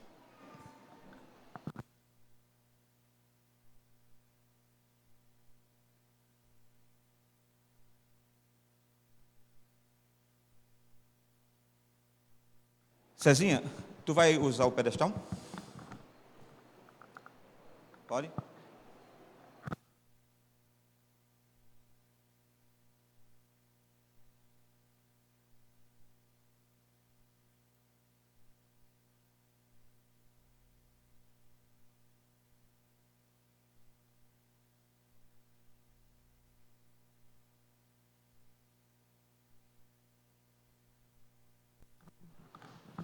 Meus amados irmãos, essa mesa, a mesa do Senhor, é uma mesa também que traduz um chamamento ao arrependimento. Sim. Quando Paulo orienta a igreja a participar dessa mesa, ela vai dizer uma coisa interessante. Paulo diz: confesse o seu pecado, e assim coma e beba do vinho. Então, é qualidade sine qua non, queridos. Para qualquer crente, participar dessa mesa é confessar os seus pecados, e por isso nós fizemos isso. Na noite que o Senhor foi traído, Ele usou a representação da mesa para expressar o seu amor. Ele tomou um pão, que era o básico na alimentação judaica, como é até os nossos dias. É o mais básico que nós temos à nossa mesa, o pão. Pode nos faltar tudo, mas sempre tem um pão, mesmo que seja dormido, sobre nossas mesas. E o Senhor, Ele toma aquele pão como representação das coisas básicas, para dizer que Ele é o Senhor das grandes causas e das pequenas necessidades. Ele é o Senhor do seu cotidiano. E naquele dia, após eles comerem a ceia pascual, o Senhor toma um dos pães que ali estava e dá a ele um novo significado, porque Ele abençoa, dá graças ao Pai, e depois Ele vai partir esse pão. E partindo esse pão, Ele distribui com seus discípulos.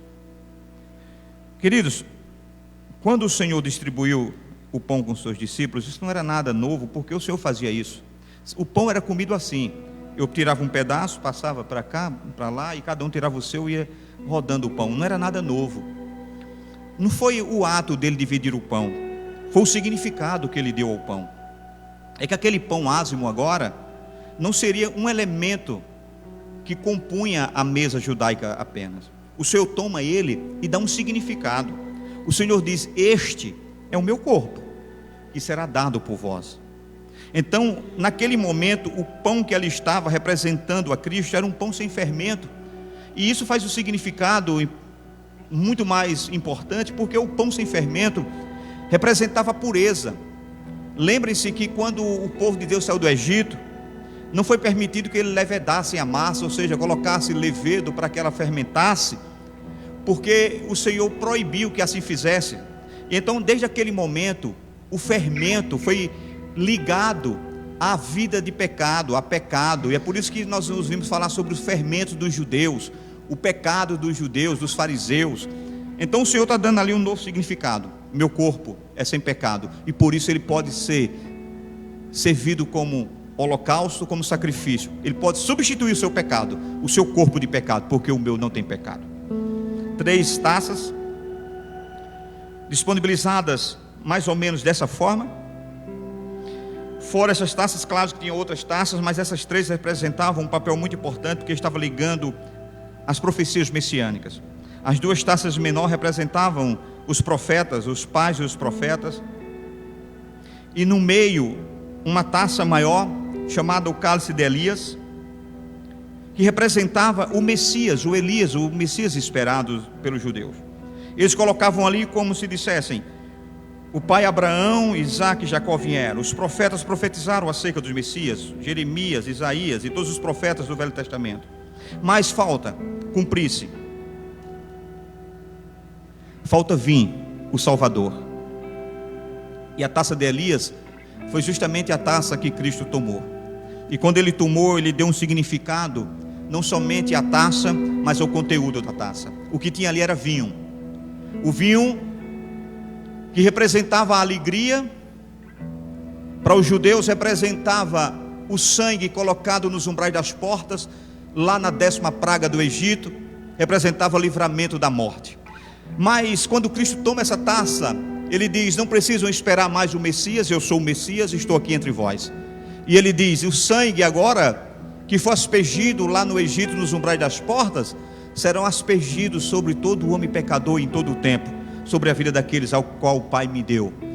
E ele morre, derrama seu sangue para que nós pudéssemos ter remissão dos nossos pecados e pudéssemos hoje, naquele dia da divisão desse mundo em duas grandes partes, ou dois grandes grupos de pessoas, podermos ouvir do Senhor: vinde bendito do meu Pai para o lugar que eu vos preparei, por causa da morte do Cristo. Então, queridos, nós vamos ministrar esses elementos. Você vai tomar o cálice em suas mãos e o pão, não vai comer e nem vai beber. Nós vamos fazer isso em comunhão. Mas para isso, quero convidar os nossos irmãos para assim consagrar os elementos como o Senhor o fez e distribuir com os irmãos.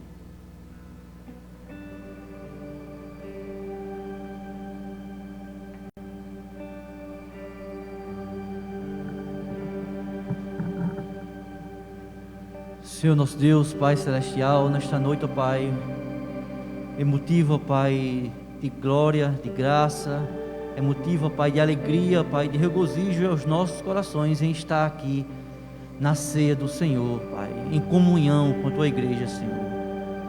E este momento, ó Pai querido, nos traz um significado muito grande. É saber, ó Pai querido, que na cruz do Calvário Tu colocaste o Teu corpo, ó Pai, por nossas vidas. Por isto, ó Pai, este alimento, ó Pai, aqui, o pão que representa Teu corpo, representa também, ó Pai, um amor incondicional na cruz do Calvário. E por isso, ó Pai, muito obrigado, te agradecemos. Amém.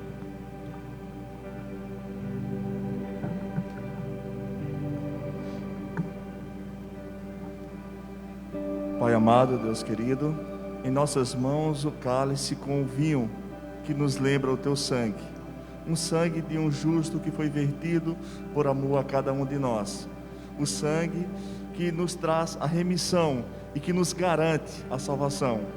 O vinho também que tipifica a alegria de termos sido escolhidos por Tua soberana graça para fazer parte da Tua santa família, enquanto aguardamos ansiosamente a Tua volta, na qual participaremos juntamente das bodas do Cordeiro. Em nome de Jesus, amém.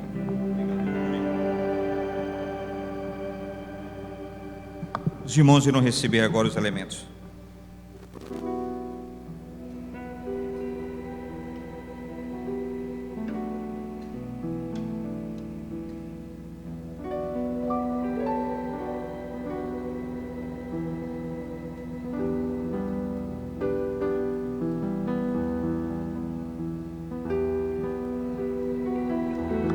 Queridos, enquanto você recebe os elementos para participar da mesa do Senhor, nós vamos cantar esse cântico. Lembrando, se você passou pelo batismo, se você está em comunhão com o seu Deus, se arrependeu agora dos seus pecados, não deixe de participar da mesa do Senhor. Coma e beba dos elementos. Vamos louvar ao Senhor, queridos. Eu sei. Diga isso. Que foi pago um alto preço. Aleluias. Diga isso. Para que contigo eu fosse o meu irmão. Escuta essa verdade. Quando Jesus derramou sua vida. Diga isso. Ele pensava em ti. Ele pensava em você, meu irmão. Ele pensava em mim, pensava em nós. Você pode dizer mais uma vez? Eu sei que foi pago um alto preço. Diga isso. Para que contigo eu fosse o meu irmão. E quando Jesus derramou sua vida, Ele pensava em você. Ele pensava em ti. Ele pensava em mim, pensava em nós. E o Senhor já nos via hoje, Ele nos via neste momento. E nos via redimidos por seu sangue. Oh, aleluias! Lutando o bom combate do Senhor. E lado a lado trabalhando, sua igreja edificando e rompendo as barreiras pelo amor. E na força do Espírito Santo nós proclamamos aqui que pagaremos o preço de sermos um só coração no Senhor. Então cante assim: por mais que as trevas militem e nos tentem separar, com os nossos olhos em Cristo, unidos. Então vamos cantar mais uma vez. E por mais que as forças elas militem, e na força do Espírito Santo nós proclamamos aqui que pagaremos o preço de sermos um só coração no Senhor. E por mais que nos tentem separar, com os nossos olhos em Cristo, unidos iremos cantar, unidos iremos cantar, unidos iremos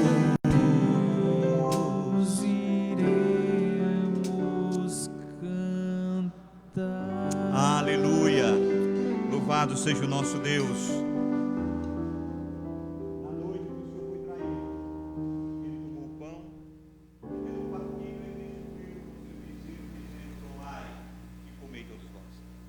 Este é o meu corpo, que será dado por vós. Vocês devem fazer isso todas as vezes que vocês se reunirem, em memória de mim, até que eu venha. Da mesma sorte, após cear, o Senhor também tomou um cálice, e tendo distribuído com seus discípulos, o Senhor também disse para eles: bebam. Este é o cálice da nova e eterna aliança. Vocês devem fazer isso em memória de mim, até que eu venha.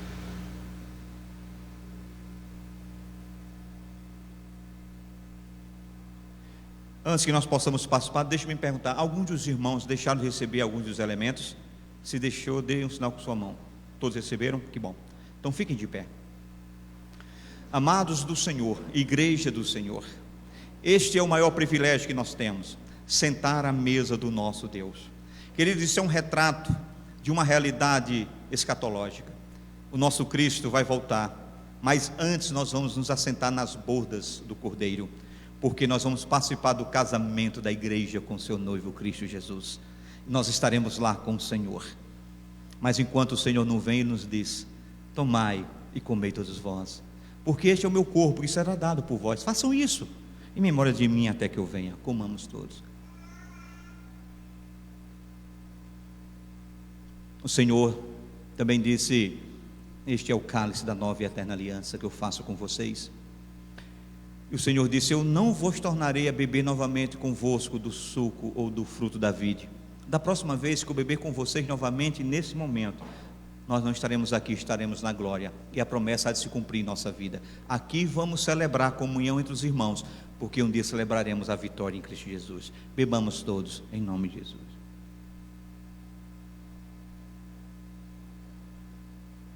Eleve suas mãos aos céus, em uma forma rendida ao Senhor. Deus, que privilégio para nós participarmos da Santa Ceia do Senhor. Obrigado, porque tudo se resume a isso. arrependimento e fé. Por isso nós estamos aqui na presença do Senhor, porque nos arrependemos dos nossos pecados e buscamos ao Ti, porque ainda podemos Te encontrar. E fé, porque temos certeza que um dia tudo que foi prometido acontecerá. Os céus serão abertos, o Senhor virá com uma coroa. Pai, interessante que o texto bíblico diz que sobre tua cabeça 3 coroas estarão. Um dia o homem colocou uma coroa de espinho. Agora a tríplice coroa dá a ideia de um domínio total. Tu vem com 3 coroas. Nas tuas mãos não haverá mais um caniço, haverá um cedro de ouro, de justiça. O Senhor vem montado num cavalo branco. E para que não fique dúvida quem é que vem reinar sobre essa terra, na tua coxa direita estará escrito: este é o Rei dos Reis, Senhor dos Senhores. A Ti seja toda a honra, seja toda a glória, pelos séculos dos séculos. Pois fosse morto, mas estás vivo, e reina sobre tudo e sobre todos. E por isso há esperança para nós, porque um dia toda dor terá fim, todo sofrimento cessará, e o que haverá? Gozo eterno, na presença do Deus que nos criou, e que nos comprou pelo seu sangue. A Ti seja honra e glória, pelos séculos dos séculos. A igreja diz: vamos encerrar, queridos, pedindo aos irmãos que peguem o cálice. Cezinha, dá para a gente cantar novamente esse cântico aí? Vamos cantar esse cântico, para a gente encerrar.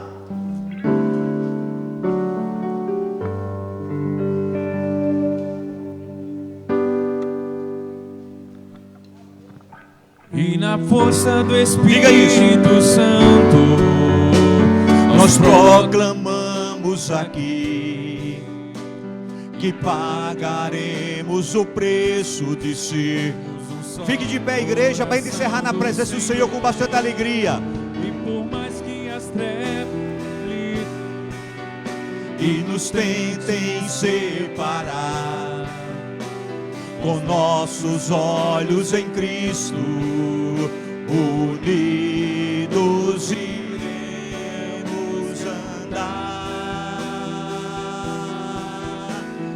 unidos iremos andar, unidos iremos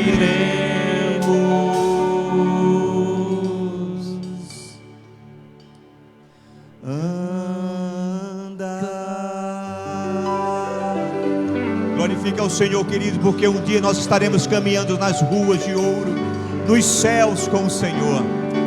Louvado seja o nosso Deus. Recebam todos a bênção do Senhor. Que a graça salvífica do nosso Senhor e Salvador Jesus Cristo, que o amor de Deus, o nosso eterno, único e soberano Pai, que o poder, a comunhão e as doces consolações, Senhor, que advém do Teu Santo Espírito, repouse hoje sobre cada um de nós. Repouse sobre a cidade de Queimadas, repouse sobre o nosso estado, sobre a nossa nação Brasil, mas repouse sobre aqueles que estão espalhados agora nos 4 cantos deste planeta e que formam a igreja invisível do Senhor, a qual o Cordeiro um dia virá buscar. Se você foi abençoado, diga amém. Se foi muito abençoado, diga glória a Deus. Segunda, culto das mulheres às 9h30, quartas às 9h30, reunião de oração. Domingo, estaremos aqui louvando ao nosso Deus. Que Cristo Jesus os abençoe, desde agora e para todos sempre. Amém.